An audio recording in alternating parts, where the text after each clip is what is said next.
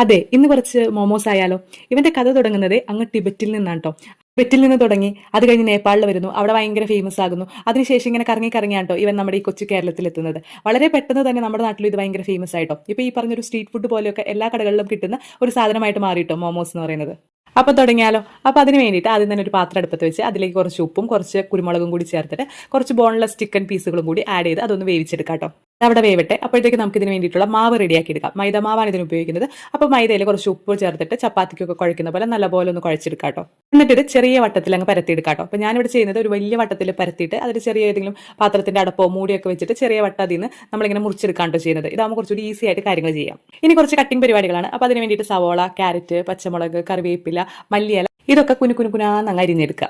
ഇനി എല്ലാം കൂടി ഒരു ബൗളിലേക്ക് ഇടുക. അതിലേക്ക് നമ്മൾ വേവിച്ച ചിക്കൻ ഒന്ന് മിക്സിയിലിട്ട് അടിച്ചിട്ട് അതും കൂടി ആഡ് ചെയ്യുക. കുറച്ച് ഇഞ്ചി വെളുത്തുള്ളി പേസ്റ്റ് ആഡ് ചെയ്യുക. പിന്നെ ആവശ്യത്തിന് ഉപ്പ്, പിന്നെ മഞ്ഞൾപ്പൊടി, മുളക് പൊടി, കുരുമുളക് പൊടി, ഗരം മസാലപ്പൊടി ഇതെല്ലാം കൂടി ആഡ് ചെയ്ത് നല്ലപോലെ ഇളക്കി ചേർത്ത് വെക്കുക.